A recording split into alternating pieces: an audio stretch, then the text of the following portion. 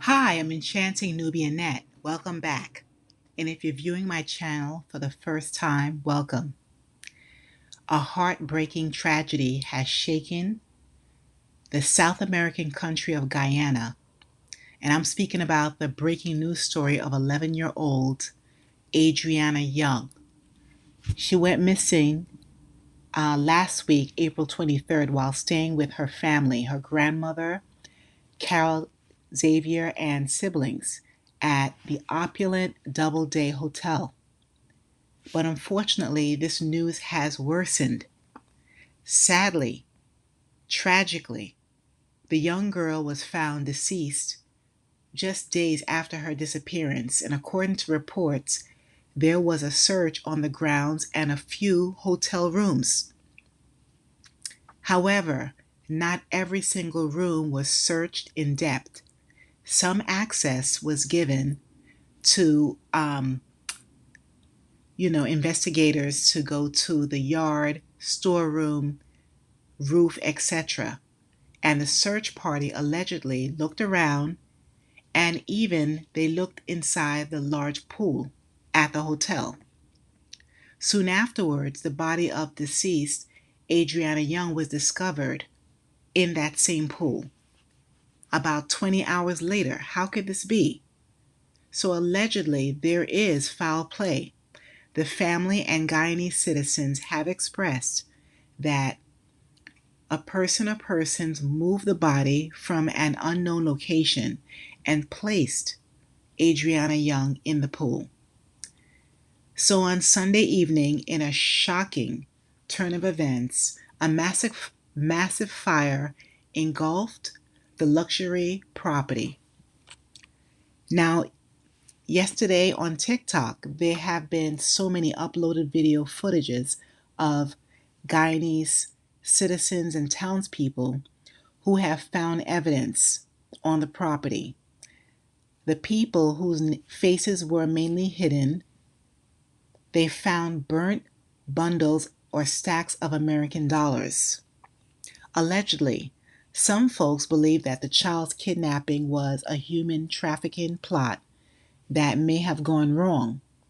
Perhaps the culprits who kidnapped her did not realize the case would get international news coverage. And here is some background information on Adriana.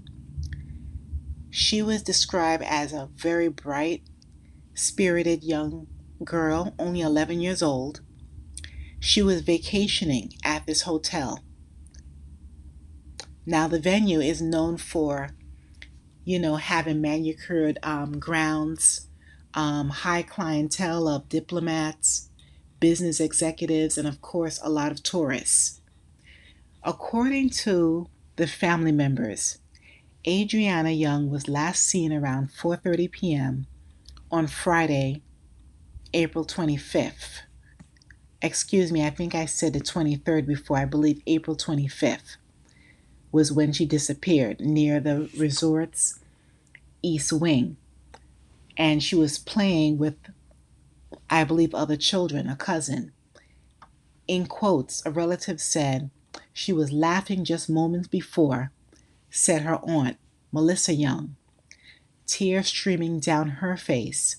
We looked away for maybe 2 minutes, and when we turned back, she was gone. End of quotes. Now, initially, the family believed it was a possible case of the child wandering off. So the resort staff launched an internal search while local police were notified. Guests were discreetly asked to remain calm, and security footage was pulled, though some cameras were reportedly not functioning at the time of her disappearance. Well, it turns out that these are some false reports, stating that the hotel CCTV footage shows that Adriana entered into a red and black vehicle that drove off the premises. But this never happened. Now, everyone, a wealthy establishment such as this, in my opinion, has no excuse whatsoever for non working security devices. The company is responsible for anyone on the hotel grounds. And by Saturday morning, concern had escalated to urgency for this family. A full police search was underway, and this included canine units, river patrols, and a drone sweep of the surrounding areas. Dozens of hotel staff was questioned, and the resort was placed under temporary lockdown. Next, there was rumors that began to swirl online and on the local media, stating everything from an accidental drowning to abduction. And there were whispers of strange people seen on the property, said one unnamed staff member. And the way management handled things, this person said it was too quiet and too controlled.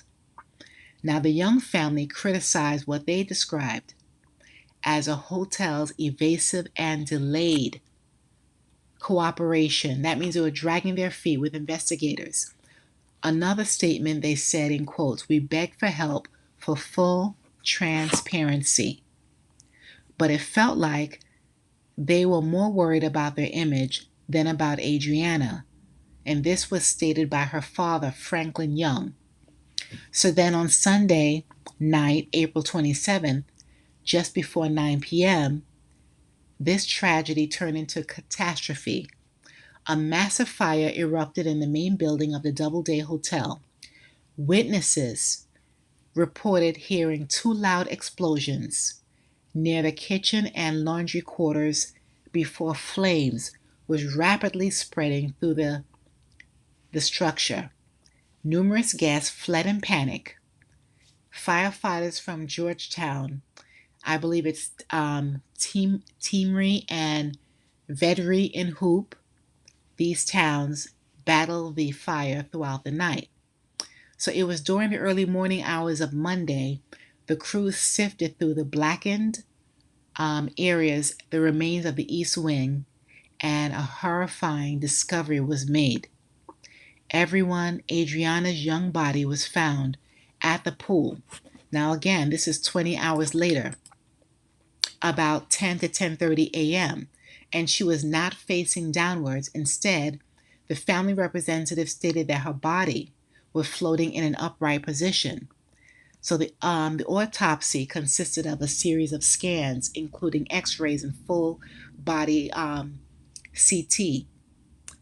This was demonstrated to access for fractures and other injuries, including internal bleeding.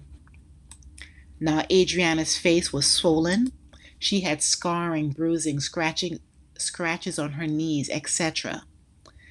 The reports showed, according to the hotel reports, that her body was not sexually violated. However, DNA under her nails hasn't been tested as yet, and they still need to check her internal organs. And the attorney at law, Darren Wade, confirmed the autopsy in a press briefing. He said, based on the hotel findings, they determined that she passed by drowning. Also, the report alleges that Adriana had wool placed in her nostrils. This is false. So Darren Wade, he explained his reasoning for discoloration on the body. He said in quotes, "Based upon my understanding and what was explained to the family, but these are not my words." He said they are consistent with water damage, end of quotes. So everyone, police sources have confirmed signs that Adriana Younge most likely transitioned before the fire. Foul play is now strongly suspected, especially because this may have not been a drowning. It points to a homicide, allegedly. And was the water in her lungs? Was it from the pool or elsewhere?